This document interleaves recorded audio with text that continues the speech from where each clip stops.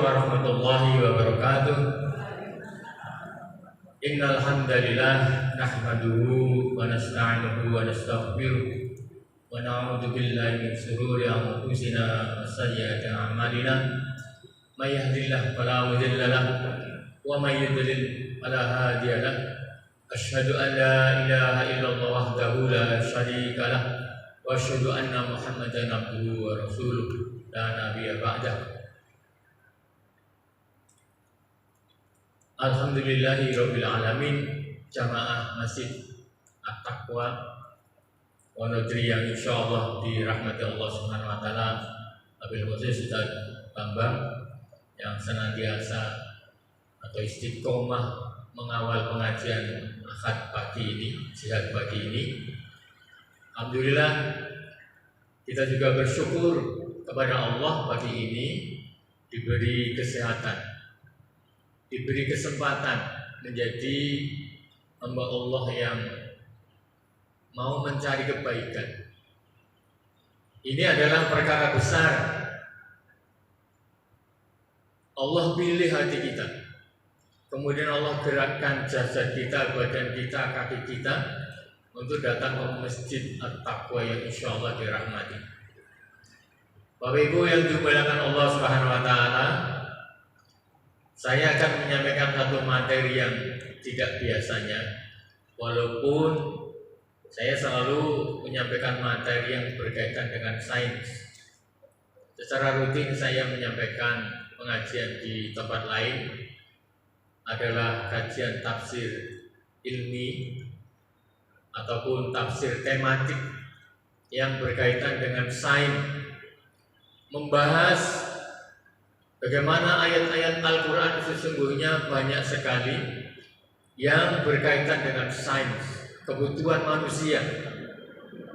Para ulama memang berbeda pendapat sesuai dengan kemampuannya memahami ayat-ayat mutasyabihat, ayat-ayat yang berkaitan dengan sains yang tidak mudah dipahami sesuai dengan kemampuan saintek masing-masing ulama.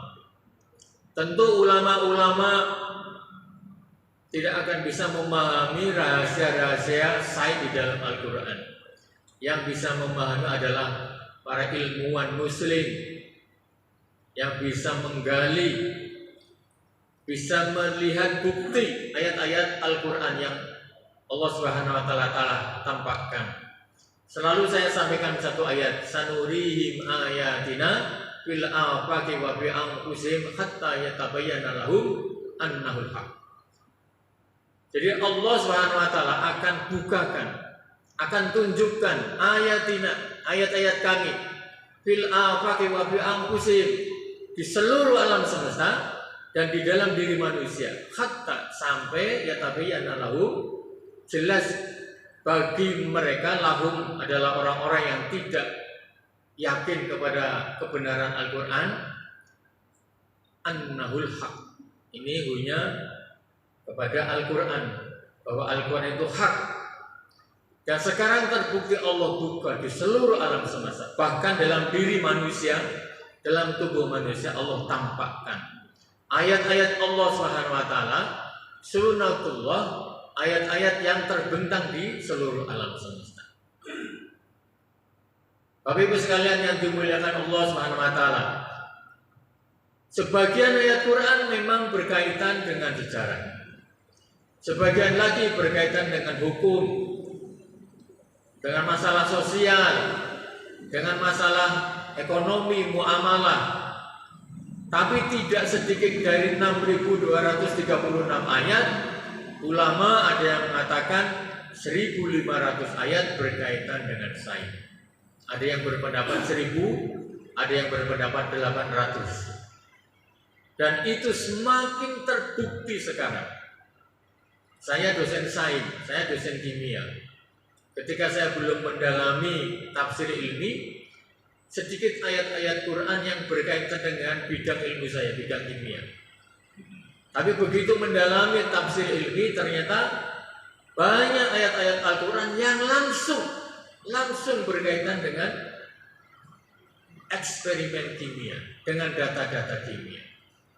Tentu kalau ilmuwan lain, ahli, cendekiawan, kemudian mendalami Al-Quran, ayat-ayat Al-Quran yang sekarang masih mutasyabihat, belum terbuka misterinya, rahasianya, maka akan semakin terlihat betapa Allah Subhanahu wa Ta'ala telah menjadikan alam semesta ini, dan Allah telah berikan tandanya di dalam Al-Quran.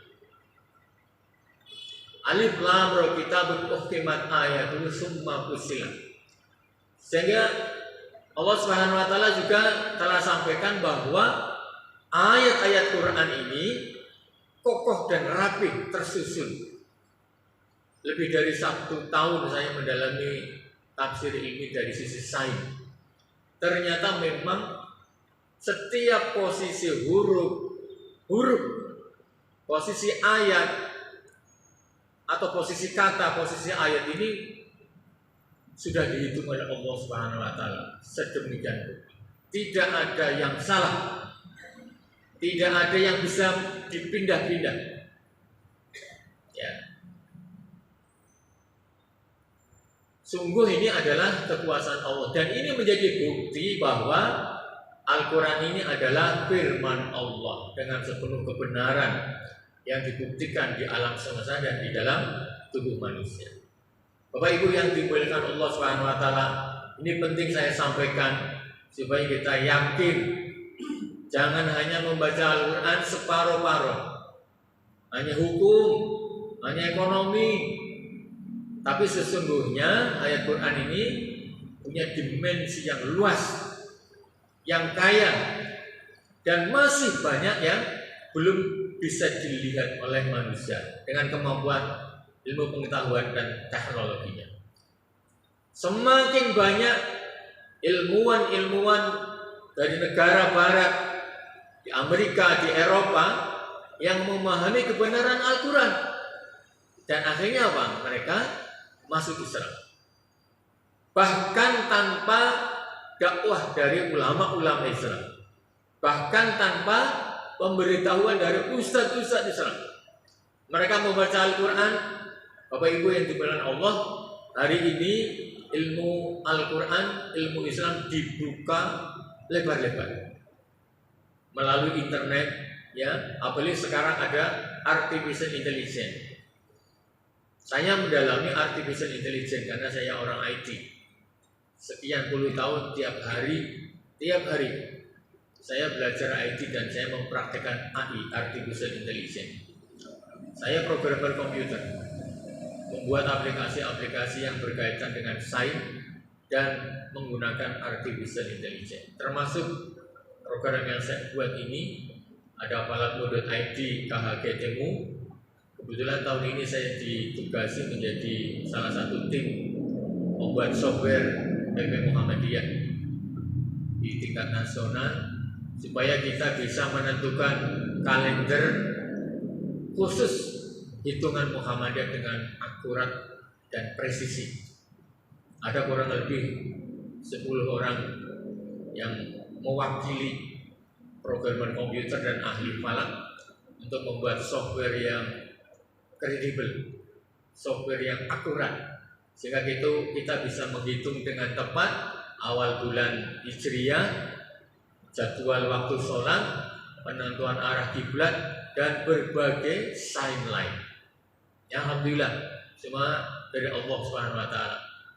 Dan insya Allah nanti akan rilis tanggal 25 Juni, yaitu 29 Zulhijjah atau 446 di UNISA, Universitas Aisyah Yogyakarta, berlakunya kalender hijrah global tunggal 1 Muharram 1447. Karena itulah tim software HGT dari Majelis Tarjih PP Muhammadiyah, termasuk saya, sekarang ini selama hampir 2 bulan full pagi siang malam, karena sangat rumit membuat software. Insya Allah sudah jadi. Ada beberapa versi. Ada versi yang desktop itu seperti laptop, jadi pakai PC.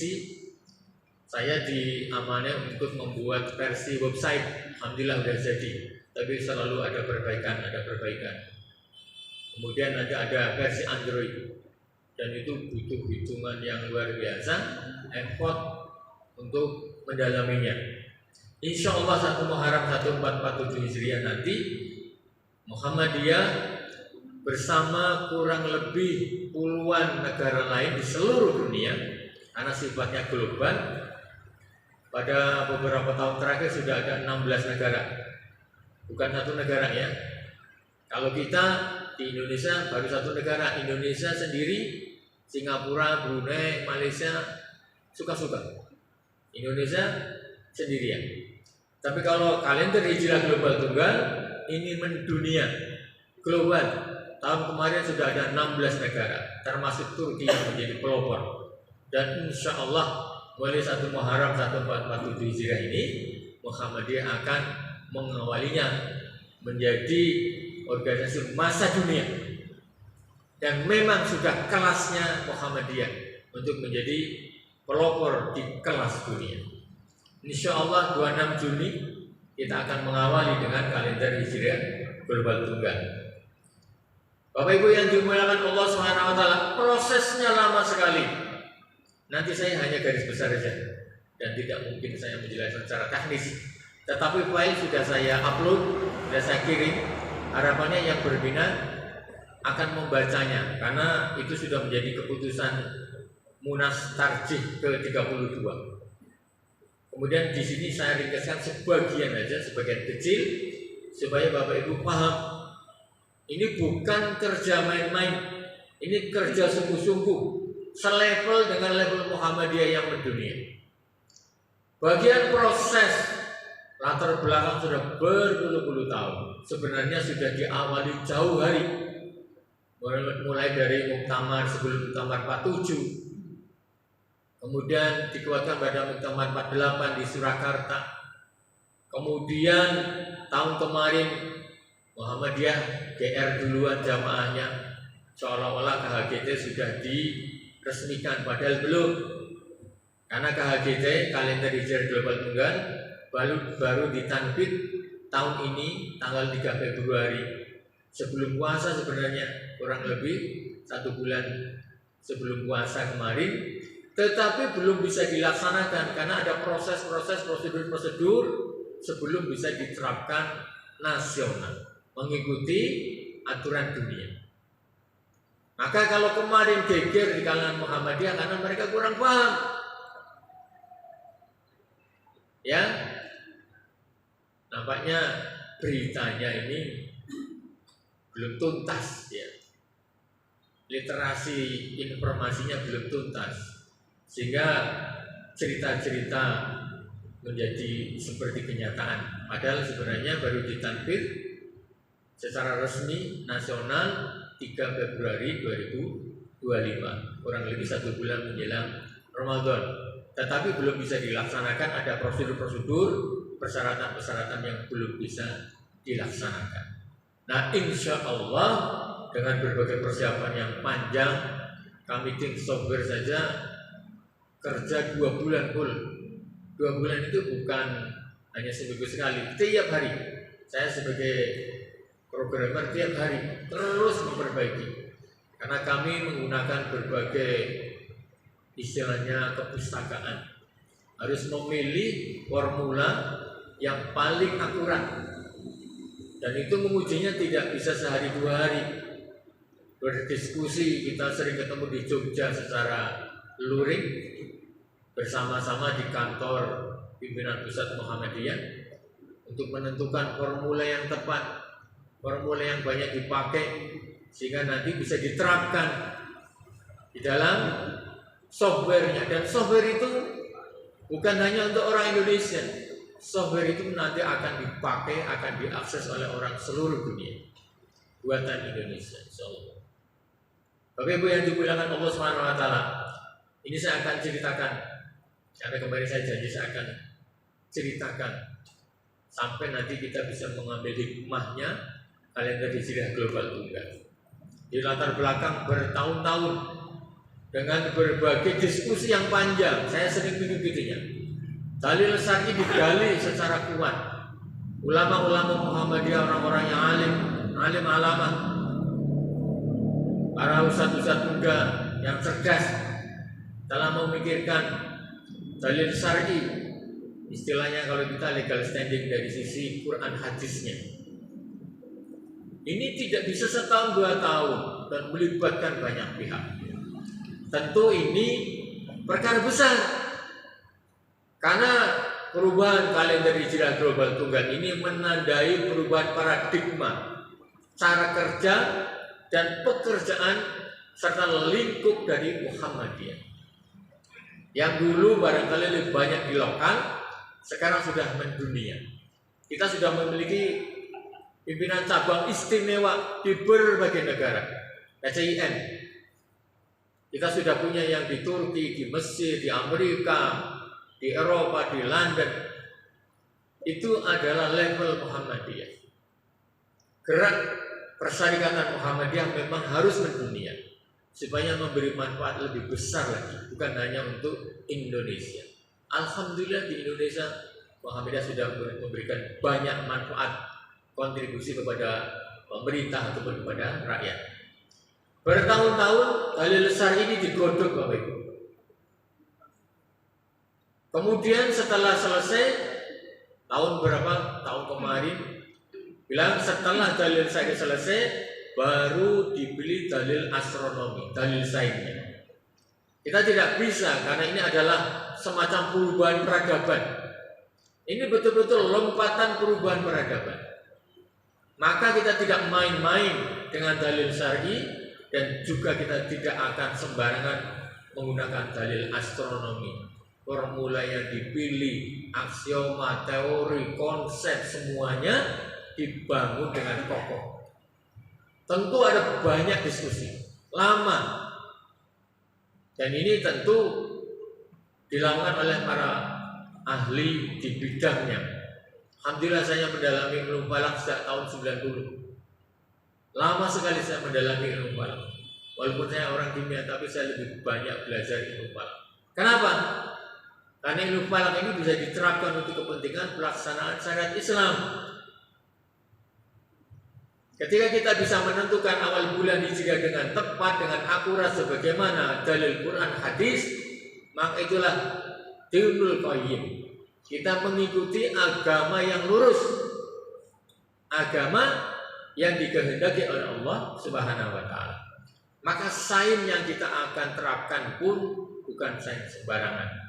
Kita menggunakan ilmu pengetahuan teknologi yang terbaru, menggunakan artificial intelligence, menggunakan komputer untuk ngitung Bapak Ibu. Ngitung saja itu butuh berhari-hari, ya rambut-rambut. Karena memang hitungannya rumit. Kalau pakai laptop saya jebol, panas, harus khusus.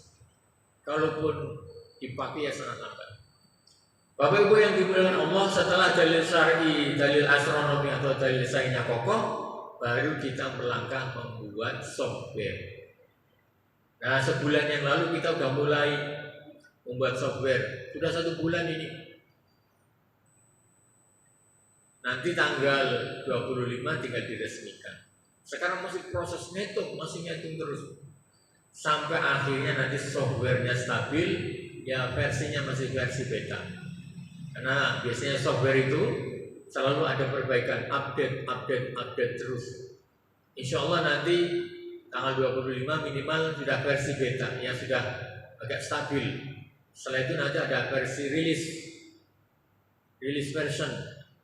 Setelah itu insya Allah, karena memang butuh waktu lama dan effort yang luar biasa. Saya belum pernah bekerja seberat pekerjaan menyiapkan software KHGT ini. Karena pagi, siang, malam, rapat kadang sampai tengah malam, kita daring, kadang luring dan sebagainya. Baru setelah itu nanti kita punya produk KHGT. Bapak Ibu yang dimuliakan Allah Subhanahu wa taala, salah satu draft aplikasi software yang saya buat, kebetulan saya diamani untuk yang website. Walaupun ini masih buatan saya sendiri, tetapi dibangun dengan prinsip-prinsip dan kesepakatan-kesepakatan yang sudah dilakukan. Saya tampilkan ini contoh. Sayangnya LCD-nya harus diganti. Tentu websitenya bukan seperti ini nanti. Yang official website kita akan buat setelah Idul Adha. Saya baru ke Jogja, akan mengubah. Ini masih versi pribadi saya, tetapi prinsipnya sama, komponennya sama, formulanya yang dipakai sama, tampilannya menurut saya sendiri. Ini sudah saya hitung sampai 25 tahun ke depan. Kalender yang benar itu minimal bisa memprediksi 1 tahun. Tapi Muhammadiyah dengan KHGT-nya kita sudah siapkan 100 tahun, bahkan 300 tahun, bahkan 600 tahun. Sudah stabil. Karena formulanya kita pilih formula yang paling akurat. Ke depan kita akan selalu koreksi. Karena perjalanan bulan, bumi, matahari ini sudah betul-betul stabil sebagaimana ayat Quran nanti kita akan bahas. Ya. Ini bisa versi tampilan dan ada keterangannya. Kemudian ini internetnya mati ya.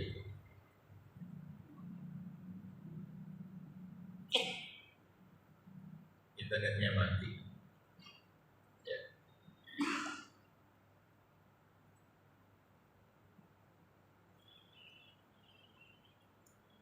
HP-nya sedang dipakai untuk merekam, jadi saya nggak bisa menampilkan, Bapak Ibu. Sebagai contoh, ini juga sama. Ini website yang lama tahun 2023, kemudian tadi yang website baru. Sayang internetnya kok mati. Ada yang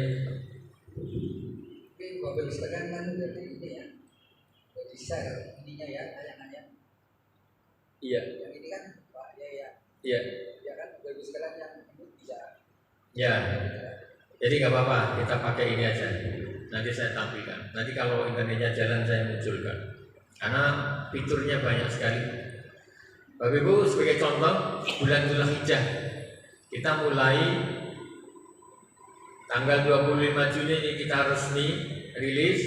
Kemudian bulan Muharram ini tampilan yang dicetak, karena itu bisa dicetak. Bisa ke kanan untuk bulan selanjutnya atau ke kiri bulan sebelumnya. Bahkan tahun sampai 1469, 1470 juga. Ya. Jika kita tidak lagi repot dengan tiap bulan, akhir bulan melihat kapan awal bulan, enggak seperti itu, boros. Padahal ayat Quran sudah jelas hukumnya. Nanti kita akan diskusikan. Ada dalil syar'i. Ya. Bapak Ibu yang dimuliakan Allah, kalau kita bisa memutuskan mengambil satu kalender yang tepat dan tetap, maka ada banyak keuntungan. Di bagian akhir saya akan jelaskan hikmah dan tantangannya. Ya. Tetapi semuanya adalah berlatar belakang dari latar belakang yang buram. Umat Islam tidak pernah sepakat punya kalender satu. Tapi orang-orang kafir di abad 16 sudah memiliki kalender yang mapan, kalender Masehi. Mereka sebelumnya juga kacau, sama seperti kita. Tapi setelah abad 16, menjelang akhir abad 16, mereka karena ada kekuatan Dewan Gereja memutuskan untuk satu kalender seluruh dunia sampai sekarang. Karena mereka punya kekuatan, ada otoritas yang memutuskan. Sedangkan di umat Islam tidak ada. Tidak ada kepemimpinan dunia Islam yang kuat, yang kokoh, yang bisa menyatukan seluruh komponen umat Islam. Tidak ada. Sehingga masing-masing mengembangkan kalender sendiri-sendiri. Seolah perbedaan kalender Islam itu bersifat abadi. Nah, Muhammadiyah memandang ini strategis. Ke depan umat Islam harus punya kalender Islam sendiri yang dipakai oleh seluruh negara-negara Islam. Ya, berbagai usaha sebenarnya sudah dibuat. tetapi belum bisa menciptakan kalender Islam yang universal yang bisa dipakai oleh banyak orang. Bapak Ibu yang dimuliakan Allah, apa sih akibat buruk kalau umat Islam tidak punya kalender tetap? Secara praktis, pragmatis kita bisa memahami kalau kalender yang sangat dibutuhkan oleh umat Islam saja tidak punya, ya mesti kacau. Itu sebabnya Umar Ibn Khattab sambil memikirkan untuk membuat kalender Hijriah, ya, menggunakan patokan Hijriah Rasulullah 622. Karena hitungan administrasi kenegaraan tidak bisa 1 bulan. Kalau menggunakan ru'yah itu H-1 baru bisa dipahami. Tanggal 29, misalnya untuk bulan Dzulhijjah kemarin, tanggal 29 Dzulqa'dah baru bisa dipahami. Ini terlihat apa tidak? Bapak Ibu yang dimuliakan Allah, kalau saya ceritani, kemarin itu yang diutus oleh Depak tidak ada yang bisa melihat ru'yah. Ru'yatul hilal tidak. Gambar yang ada itu adalah image processing, pengolahan citra, pengolahan gambar. Waktu pengumuman pertama tidak ada. Tidak ada yang melihat secara fisik ru'yatul hilal bil fi'li. Kemudian disusulkan karena masih diproses image processingnya. Jadi gambar puluhan, ratusan ditumpuk jadi satu. Gambar yang buram ditumpuk jadi satu di satu posisi. Sehingga karena buram ditambah buram akhirnya tambah jelas. Maka citra ru'yah yang kemarin disampaikan ke masyarakat itu sebenarnya bukan ru'yah bil fi'li secara real. Itu tumpukan gambar buram menjadi gambar yang jelas. Tren sekarang seperti itu. Tapi pemerintah memang benar. Karena kriteria yang dipakai oleh pemerintah sudah terpenuhi di Sabang. 3, sekian derajat sama 7 sekian. Padahal mereka menggunakan kriteria 3 derajat dan 6,4. Sehingga sudah melewati batas. Maka pemerintah benar, sekalipun tidak terlihat hilal, maka pemerintah benar memutuskan sesuai dengan kriteria yang dipegang oleh pemerintah, yaitu neomabin, ketinggian hilal 3 derajat minimal, dan elongasi jarak antara matahari dengan bulan 6,4. Itu sudah terlewati bahkan, karena sudah 7, lebih. Kemudian memang setelah itu, setelah image processingnya selesai, dilaporkan dan bertambah lagi. Bapak Ibu yang dimuliakan Allah Subhanahu wa taala, perkara ruqyah ini banyak Awal Ramadan kemarin atau akhir Ramadan kemarin, pemerintah Saudi, saya tidak akan tunjukkan karena memang nggak jelas gambarnya, itu mengutus semua ilmuwan atau astronom di satu tempat, satu gedung. Banyak puluhan teropong. Saudi itu teropongnya nggak kayak kita ya. Orang kaya teropongnya mahal-mahal. Ternyata semua yang pakai teropong tidak ada yang melihat, sama sekali tidak ada yang melihat. Tapi ada 2 orang tidak pakai teropong mengaku melihat dan berani disumpah di Mahkamah Pengadilan Arab Saudi.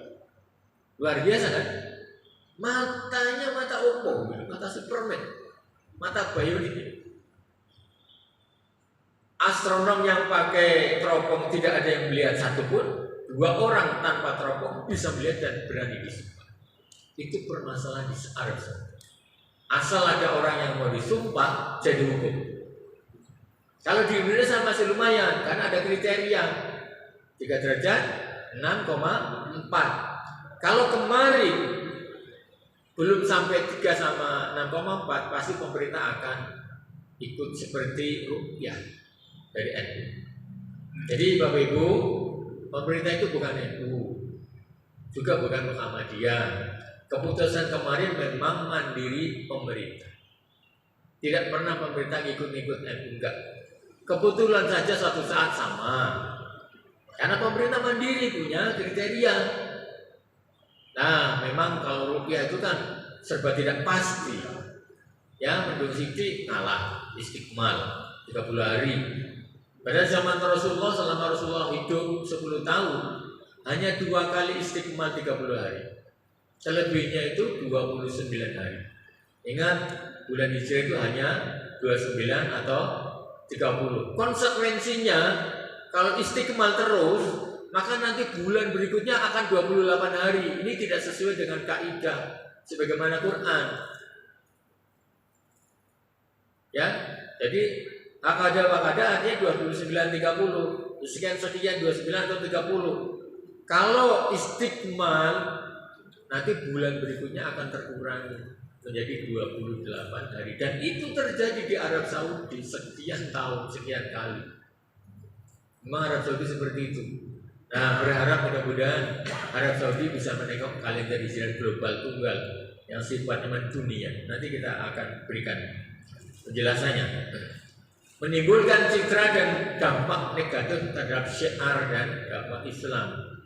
Umat Islam tidak bisa menyatu, padahal Qurannya satu. Ya, Qurannya satu, Tuhannya pun sama, namanya pun sama, tapi tidak bisa menyatu. Ya. Bapak Ibu yang dimuliakan Allah Subhanahu Wa Taala, apalagi khusus bulan Ramadan, bulan Syawal, bulan Dzulhijjah, hari Arafah, Idul Adha, pernah terjadi di tahun kemarin di Australia. Itu Idul Adha-nya 4 hari. Di Indonesia pernah 3 hari. Ada Idul Adha-nya Selasa, ada yang Rebo, ada yang Kamis. Lucu kan? Karena apa? Perbedaan penanggalan. Seharusnya yang benar adalah 1 hari 1 tanggal. Kalau Idul Adha di Saudi Selasa, maka di Indonesia Selasa, di Eropa Selasa, di Amerika Selasa. 1 hari 1 tanggal. Tidak bisa yang lain. Australia sampai 4 hari. Selasa, Rabu, Kamis, Jumat. Ini menyobek, mengobok-obok perasaan persatuan umat. Maka Bapak Ibu yang dimuliakan Allah, karena adalah perkara besar, tapi juga masalah fikih yang rawan perbedaan. Tentu saja masalah-masalah fikih itu akan memberikan problem sosial, ekonomi, administrasi, pemerintahan, dan sebagainya. Tentu tidak sesuai dengan konsep ukhuwah Islamiyah, ummatan wahidah, bahwa umat ini umat yang satu. Semestinya kebijakan pelaksanaan syariat Islam juga satu. Hari Arafah, besok hari Kamis, maka seluruh dunia mestinya hari Arafah hari Kamis. Karena apa? 1 hari 1 tanggal. Idul Adha hari Jumat, maka seluruh dunia seharusnya Idul Adha adalah hari Jumat. Tidak ada hari Sabtu, tidak ada hari Kamis. Satu-satunya alasan yang logis, masuk akal, sesuai dengan perkembangan zaman, berkemajuan adalah menerima kalender Islam global tunggal. Tidak ada yang lain. Tunggalnya itu 1 hari 1 tanggal, globalnya itu mendunia. Ya, jadi kalender Hijriah global tunggal. Global tunggalnya tidak boleh dipisah. Global mendunia artinya sama seluruh dunia, dan tunggal 1 hari 1 tanggal. Itu. Kemudian Bapak Ibu yang dimuliakan Allah, saya tidak akan bicara tentang sejarahnya. Banyak berpuluh tahun banyak ulama yang sudah menyampaikan pendapatnya, dan ini dalil syar'i ya. Kemudian juga sampai pada tahun 2016 di Turki diadakan konferensi internasional kalender Islam global. Dulu namanya KIG, kalender Islam global 2016, dan ini cikal bakal semua konsep tentang kalender hijrah global tunggal. Dan Indonesia Muhammadiyah mengadopsi ini. Maka kita tentu akan bersamaan waktunya dengan Turki. Karena Turki menjadi tempat konferensi internasional penyatuan kalender Islam 2016. Dari Muhammadiyah ada Prof. Samsul Anwar yang datang ke Turki. Waktu itu beliau menjadi utusan delegasi Indonesia. Bapak Ibu yang dimuliakan Allah, Muhammadiyah dan KHGT ini tentu menjadi satu jalinan yang kuat. Karena memang visi Muhammadiyah ke depan adalah visi dunia, visioner. Apalagi ada di Muktamar 47 Muhammadiyah sudah ada semacam keputusan terkait dengan kalender hijrah global. Kemudian di 48 dikuatkan lagi ya, ada risalah berkemajuan. Ini juga berkaitan dengan kalender hijrah global tunggal. Akhirnya diputuskan. Alhamdulillah di tahun 2025 ini dengan berbagai kesulitan yang ada, dengan effort yang luar biasa, caranya orang kalau fisik itu ya bertengkar betul-betul gelut kalau itu fisik. Untungnya yang bekerja di Muhammadiyah itu ini otak. Saya berkali-kali ikut webinar di PP Muhammadiyah terkait dengan kalender hijrah global begitu keras di Muhammadiyah begitu ya, perang wacana, perang konsep keras biasa karena masing-masing punya dasar, tapi begitu diputuskan sami'na wa ta'ana.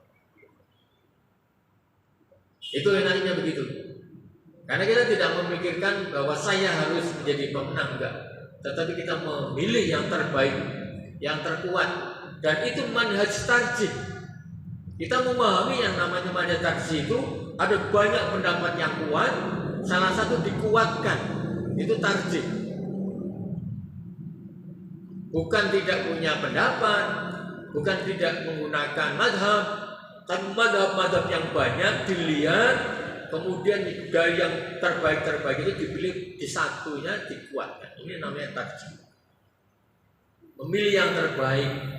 Dan ini sesuai dengan manhaj tarjih Muhammadiyah. Yang mungkin suatu saat menjadi madhab tarjih. Ya, karena kekuatan pengambilan, cara pengambilan hukumnya.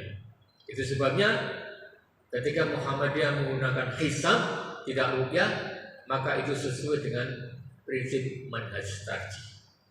Memahami Al-Quran dengan cara berkemajuan, memahami ayat-ayat mutasyabihat yang sekarang sudah mulai terbukti kebenarannya, memahami Al-Quran sebagaimana yang sekarang ditulis di tafsir Tanwir. Insya Allah dalam waktu dekat ada 30 juz ya dekat, maksudnya mungkin 5 tahun 10 tahun sekarang sedang digodok. Ini baru 2 jilid sampai juz 30 Al-Baqarah.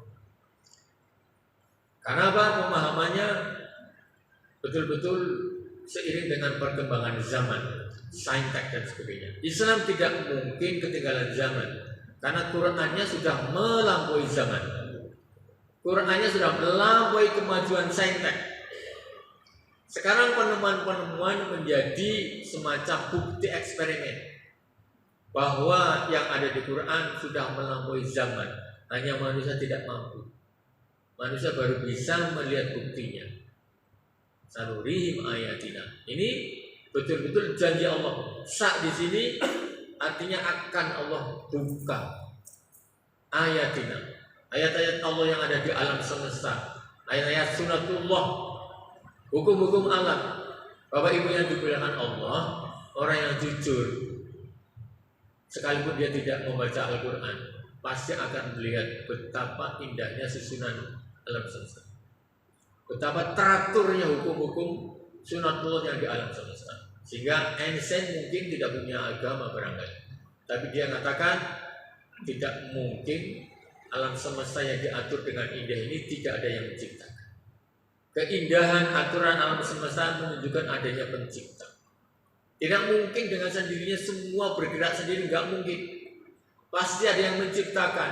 Keindahan aturan alam semesta ini menunjukkan ada penciptanya yang mengendalikan. Ini namanya Rabb, yang mengendalikan betul-betul dari zaman awal sampai sekarang sudah berapa miliar, 13 miliar tahun.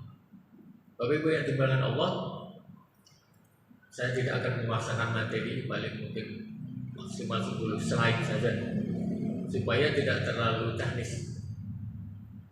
Oke.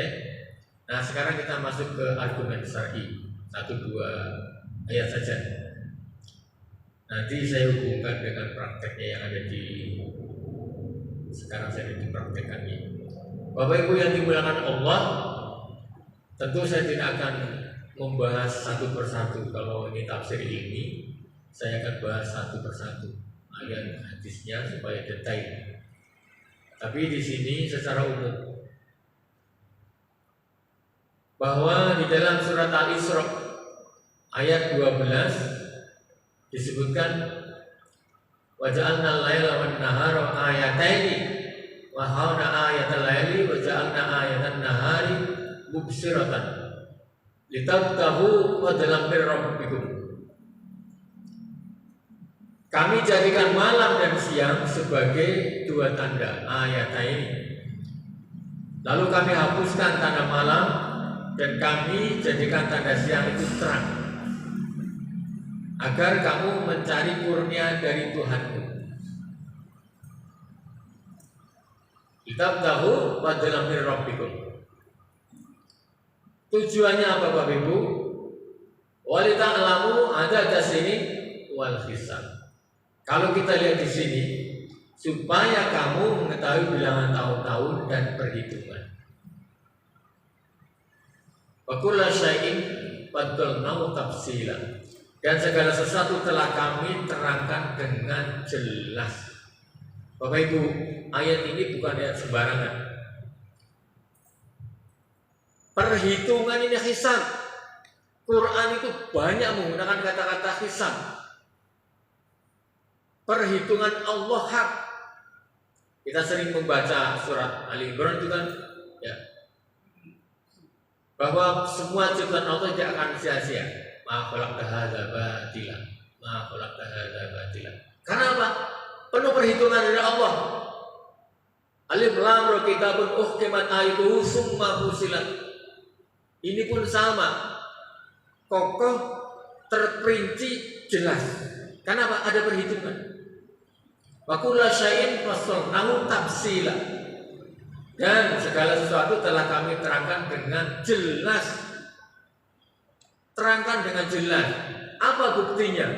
Ayat-ayat Quran yang bertebaran di alam semesta, perjalanan bulan, matahari juga bergerak, bumi juga begitu, dan bisa dihitung. Apakah manusia mampu? Sebenarnya tidak mampu. Cuma Allah memberi ilham kepada ilmuwan-ilmuwan. Mohon maaf, Allah akan pilih orang-orang tertentu yang mau mendalami. Kalau Bapak Ibu sekarang tidak tertarik pada ilmu falak, karena memang tidak dipilih Allah. Saya orang kimia.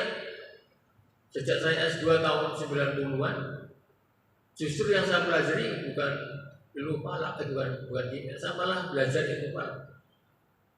Tidak tahu sebabnya, karena itu seperti menarik. Ilmu kimia sudah merontok lah. Tapi ilmu falak saya selalu belajar terus sampai sekarang. Karena ada hal yang menarik, yang menantang. Maka Bapak Ibu yang dimuliakan Allah, kalau kita tafsirkan ini tentu akan lebih dalam. Ini pantasnya di tafsir at-tanwir. Betapa bisa diperluas, ya, supaya kita betul-betul walita'lamu ada sini wal hisab. Betul-betul kita tahu perhitungan waktu, tahun ini waktu, ya. Dan betul-betul kita memahami dengan data eksperimental yang clear, jelas. Kami menggunakan library namanya. Itu betul-betul diuji dengan komputer sampai ke detik. Perbedaannya tidak boleh ke menit, sampai ke detik. Di bawah detik kan ada 1/100 detik. Kalau bisa sampai 1/100 detik, akurat. Nah itu ngitungnya butuh waktu lama sekali. Tapi untungnya saya riset komputasinya di Austria, butuh waktu yang lama. Jadi sekali ngitung itu bukan seminggu, sebulan, 2 bulan itu komputer tidak boleh mati. Kalau mati ulangi lagi. Harus pakai super komputer. Kalau pakai komputer biasa nggak bisa. Kenapa saya sampai riset di Austria? karena di Indonesia nggak punya superkomputer untuk ngitung. Dulu saya harus ke Austria karena menggunakan superkomputer. Begitu pula hitungan ini sama. Alam makroskopis, makrokosmos atau mikrokosmos. Yang mikrokosmos itu yang partikulat kimia, elektron, neutron dan sebagainya itu baru sebenarnya bulan ukurannya jauh lebih kecil lagi, itu baru nano ya. Nano itu nano naik 10 pangkat min 9. Tapi femto ada min 12, min 15 itu ukuran partikulat. Harusnya begitu supaya akurat. Nah makroskopis alam semesta ini hukumnya berbeda.